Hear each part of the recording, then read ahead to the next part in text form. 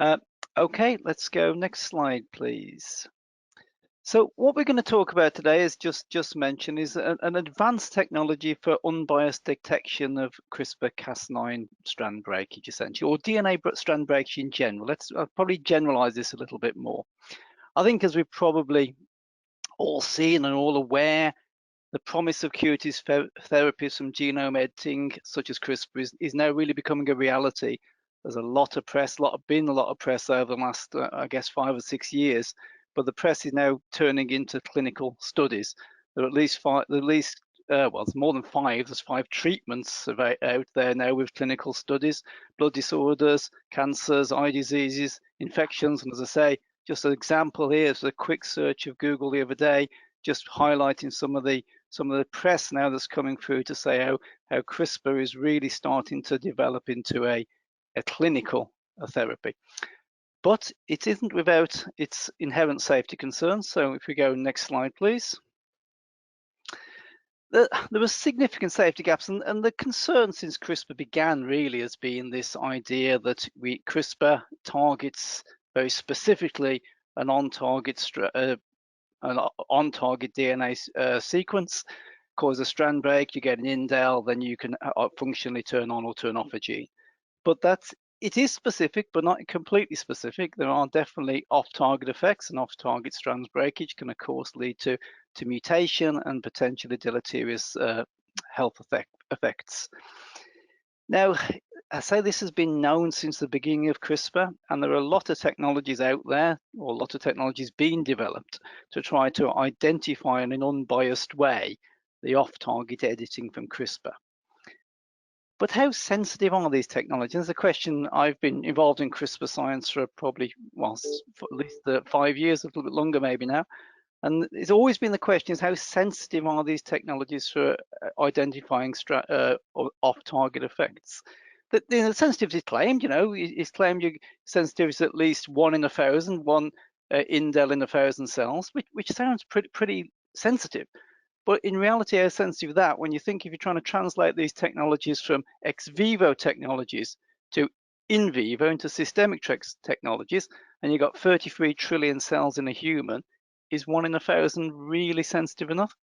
And also, with some of the data now coming out, when you look at the reproducibility of these technologies, indel frequency less than about 0.5% doesn't seem to be entirely reproducible. So we've been thinking about this, and AstraZeneca and Cardiff University set up a collaboration a few years ago, and we had an incredibly talented PhD student, Felix Dobbs, who's come up with kind of a new way of identifying unbiased DNA strand breakage, and we're calling this induce-seq. And the game changer here is induce-seq can identify double strand breaks without the need for DNA amplification. I'll come on to this and discuss a little bit more as we go through some of the science on these slides. So we go next slide, please. So just a little bit of that's a little bit of background. I'll come back to science in a moment. But what the project proposed? This is a project really pleased that HESI are funding this project and engaged in this project, which we're going to utilize the induce-seq technology. First of all, to use induce-seq to try and find where off-target CRISPR DNA strand breakage may be. Then there's a follow-up proposal to this same project, where we then want to look at those off-target strand breaks identified by induce-seq, and are they really causing mutation? Is it a real health effect from that strand breakage? So we're following that up by looking at the identified induce-seq strand breakage with an error-corrected sequencing method such as duplex-seq that can actually identify, do those strand breaks actually develop into stable mutations. So that's the CRISPR part of this. There's also a secondary proposal here. I won't spend too much on time today, but other people on the call might be interested. We also want to try and use these technologies to see if we can identify the changes under different culture conditions of pluriponic stem cells. So can we use these technologies to see what the buildup of mutation is under pluriponic stem cell culturing? So next slide, please. So, okay, what's the deal here? Why are we worried about this amplification error with the common methodologies used for unbiased sequencing, unbiased DNA double strand break detection? Well, the question is that with PCR amplification, most of these methods use, most of the other methods use, there's amplification bias. But certain fragments might amplify better because of the length of the fragment, by the GC contact. You might have polymerase error, so you get a sort of bias towards certain fragments. And normal next generation sequencing, that might not matter too much, but when you are trying to find ways sort of quantitatively trying to identify on and off target DNA strand breakage from something like CRISPR, that can actually make quite a difference if there's a bias in your amplification. And also that bias does induce a high background of singleton noise, because you're getting amplification of non-CRISPR related DNA strand breakage, which then can cause noise in the actual detection system. So if we get next slide, please. So just take the bottom here first. This obviously a cell. We assume the cell, the picture on the left is the cell that's been treated with CRISPR. We've got our on and indeed potentially off-target strand breakages. At the bottom, standard unbiased sequencing technology, unbiased double-strand breakage technologies. You label the end of your fragments. You PCR up. You put onto a flow chip. But you've then got this kind of idea at the end where you might be introducing PCR error into the process. If you look at the top of the size, InduceSec does something really quite different. Similarly, we have in situ labeling of the one end of the break. This is a P5 adapter labeled to this end, a functional P5 adapter. There's cells that the DNA is extracted from the cells, but we do not prepare the library by PCR. So if we go to the next slide, please. Again, look at the top of this, really, we'll concentrate on now. The second stage of this is adding a sort of truncated and non-functional P7 adapter to the other side of the fragment that was developed from the CRISPR strand or the DNA damaged strand break. This now means that only the fragments that were labeled in situ, in other words, only those fragments were initially cut by the CRISPR enzyme, will actually adhere to the flow cell. So we've not got an amplification process in this at the moment, but we've now got just those strands that were broken adhering to the cell. And the enrichment is now all on the Illumina flow cell. We don't do any pre-enrichment before we have the Illumina flow cell. All the enrichment is on the Illumina flow cell. And only the strands that have got the P5 and the P7 adapter either sides will amplify on the cell. So if you look at the end, look at the last sort of the last graph at the end of these diagrams. At the top, we can see what this means for the read by InduceSec. You get very, very low background. The peak there is your on or off target site. Whereas the more sort of other technologies with where you are inducing PCR error, you get this much higher background level. So if we go to next slide, please. What does this look like in a more realistic setting? Well, this isn't a call out here. This isn't CRISPR, because this is something we wanted to sort of use as a stalking horse for the kind of double strand breakage you might see. So this is a CC induced double strand breakage. A CC is a restriction enzyme. It costs about 200 eight nucleotide sequences in the genome. So it specifically cuts about 200 places. And you can see if you use InduceSec to try and identify these breaks, you get this really clean level of identification. The background's very low. Whereas some of the other methods, which have this potentially biasing amplification error, you can see these sites, but they can also start getting really hidden in the massive amplification error or the massive background that is seen with other technologies. So that's what we think, that's what we believe in. We believe this technology has given us a way we can more sensitively and more accurately identify strand breakages. And remember, we're talking CRISPR one sense, but this can be used in other technologies. This is a method of identifying double strand breakage. And I'll leave the audience to start thinking about what this might mean for their own purposes. But for the moment, we focusing a little bit on what this might mean for CRISPR indel identification. So next slide, please. So what we're proposing is, as a proposal that's been taken to HESI, and HESI, I say, it's great this has been accepted by HESI. The first part of the proposal, which is the green block here, is to we'll identify a couple of cell types, a couple of different cell types, identify a couple of 2 or 3 different targets, actually treat the cells with those targets, and then send those samples to Broken String. Broken String are actually the company that Felix and his supervisor Simon Reed, Professor Simon Reed, they've set up a company now to actually develop this induced-seq technology. So what the proposal for HESI is, labs prepare the cells and send the samples for induced-seq for Broken String to do the induced-seq analysis. And what we're trying to what's the objectives here? We want to understand the frequency of locations, like I say, but deeper than that, we want to start understanding the mechanisms that underpin the formation of these mutations. And at the end of the day, the idea is to validate this on a multi-site basis. And our anticipated outcomes are joint publications, and as I say, development of a kind of a unique and new method for safety assessment of these technologies. But we want to go beyond that. I say that what we think about induced-seq is a way to find the DNA damage, but finding a DNA strand break, as I said before, doesn't necessarily equate to a mutation or health risk. So if we go to the next slide, please.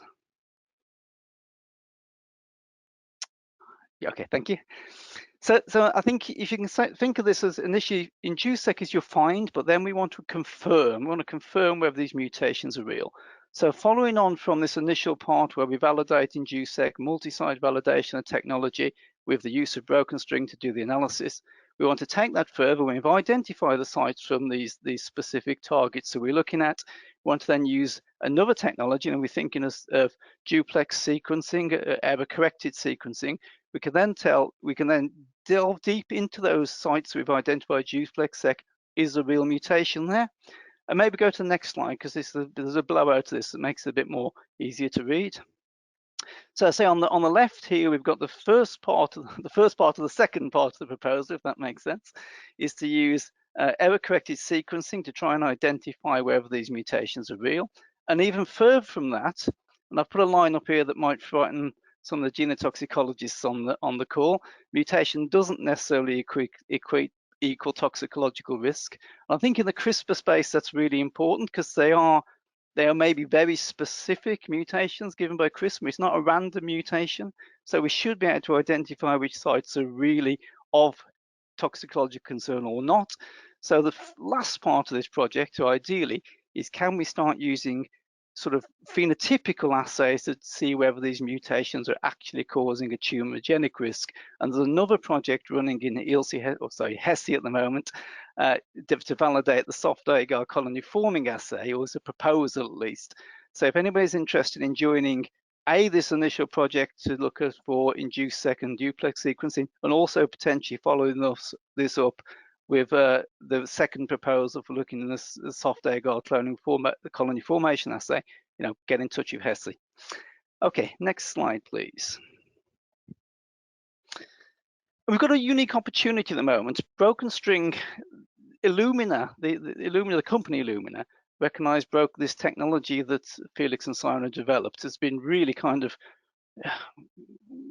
disruptive, a really important new technology. And Illumina have actually now granted access to their prestigious accelerator program for the next 6 months, where Broken String can develop induced-seq as a technology. So there's a unique opportunity at the moment for HESI to collaborate with this sort of Illumina accelerator program and get this work done at a sort of significantly reduced cost, for want of a better word. But we've got to act quickly. So what we're going to do in the first is a sort of pilot work where AstraZeneca and Novartis are going to work together.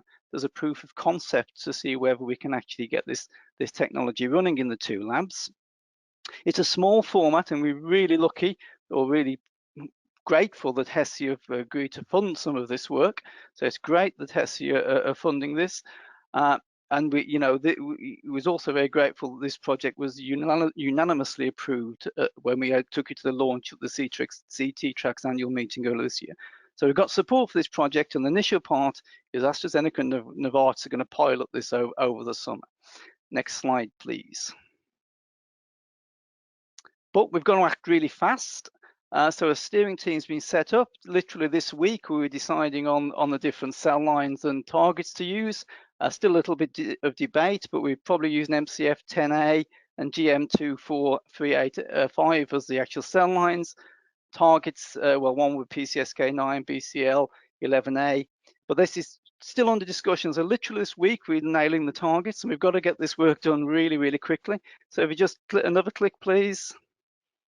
So over the next month or so, in June or July, AstraZeneca and Novartis are going to work together using the same targets, the same cells, the same guides, do the wet work, and then in hopefully at least by the beginning of August, we can send samples from GSEC to do their analysis and bioinformatics, and by the fall of this year, we should have data to see what is this assay looking like, how is it performing in this pilot between these two labs.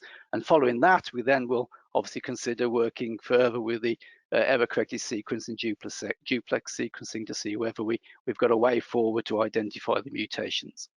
So next slide, please. I guess this is just a call for anybody on the a call for anyone on the call. A call for anyone on the call today who's interested in what we're discussing, especially if regarding the follow-up work with DuplexSec.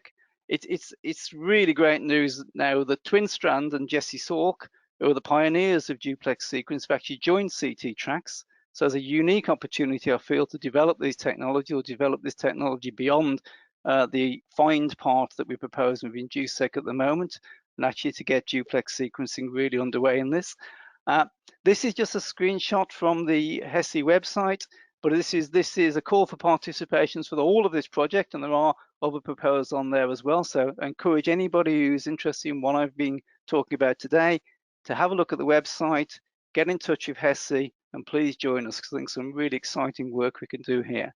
So just on the final slide here, just a big thanks to Lucilia and Connie, and please contact them. They're the senior program managers on CT Tracks. Contact them if you're interested in this or you want more information. And also, please don't hesitate to contact me if you're interested in the technology. And as I said a moment ago, think lateral with this technology. We're thinking about it for identifying double-strand breakage. Well, sorry, we're considering it to identify CRISPR double-strand breakage, but this could be used as a stoichiometric one-to-one analysis of double-strand breakage in whatever technology or whatever research you're involved in. And that's the real key here. That this technology identifies one strand break to one input in the sequencing, and there's a lot of ways that's really that sort of quantifiable identification of DNA damage could be really important. And we've also been talking to other parts of HESI, GTTC. We've been talking to those, see if we can get interest from the genetic tox side. And again, so there's a lot of applications here we can consider going forward. And I think that's probably just about my 20 minutes. Quite a lot to get through there, but hopefully that's given a flavour of what we're considering with this project, and a little bit of flavour of the science and technology behind it. Thank you for listening, and happy to take any questions. Mick, thanks very much. Great talk, and you're right on time. So we started a little late, so we'll run about 5 minutes late, but we have a few questions. So the first is from Kameen Johnson, and she's asking, is InduceSeq quantitative, and is the genotoxicity community considering its use as a regulatory classigenicity assay? I sort of half answered that in the last minute. I guess that question came. I think that's the beauty of it. It is quantitative because you've not got this requirement for PCR amplification. You can start. I mean, I don't think in this world could ever be perfectly quantitative, because you've obviously got to have the Illumina sequencing part of it. But as far as this could ever be, this is entirely quantitative, and one break equals one read. I would think we're a bit early. I mean, I've been a genetic toxicologist for 30 years, and we're still running the Ames assay. So I think it's a bit early to consider this as a regulatory assay. But I think over the next 5-10 years, not just in GSEC, but all sequencing technology are going to start to come to play in gene tox in general as a replacement for classigenicity. Maybe eventually. I think that's going to take a lot of committee discussion and a lot of additional work before we get there. Thanks, Mick. This one's from Martha Lundberg. She says, many thanks for the presentation. Excellent. Do you see the assay coming forward to the public? So, and then go ahead. I mean, in the sense of reassurance, I think that if we, there's a lot of press around CRISPR, but in a sense of reassurance that we can quantitatively identify the damage of CRISPR reagents, I think that would be something that could be of interest in a more public setting. It's perhaps not a question I've thought about in great detail, but I think that kind of just the more general reassurance that something as game-changing as a CRISPR technology can be demonstrated to be safe and without damaging off-target effects. I think that could be obviously of significant interest in a public setting. If that was answering the right question, I'm sorry, I may have missed that one a little. Great. This one's from Allison Harrell. This is quite exciting to see. I realize this is early days, but is there a possible future collaboration with the DART committee to look at tox in pediatric populations? Absolutely, and I think that's one of the things we want to highlight today. I say we've talked to GTTC. Again, I know GTTC have equally been engaged in repro genotoxicology questions, and I think there's potential here for additional collaborations. As the comment made, this is quite early, but I think that's really what we want to try and engage with at the moment. I think the key now is to run this pilot. I think we've got this really great little window of 6 months this year. If this pilot starts looking successful, I think then it's a matter of reaching out again beyond CT tracks, beyond GTTC and beyond HESI to gain interest more globally. So Mick, I have one quick question. So this is very analogous to the concerns around AAV and insertional mutagenesis, and clearly the regulatory concern seems to be going more towards that pediatric population for there. Is this, what's the level of concern for health authorities around CRISPR? Is it mostly the pediatric? Is it both adult and pediatric? I think that's really quite difficult to answer at the moment, because all of the current CRISPR therapies tend to be ex vivo, so editing cells and then obviously retransplantation, and a lot of that work is things like in the CAR T space, which are in incredibly high risk benefit ratios for terminal cancer, etc. I think at the moment, I don't, again, this is perhaps just a personal opinion, the others might slightly disagree. I don't think the genome editing has quite got to that sort of level of detail yet. I think it's more of a generic concern.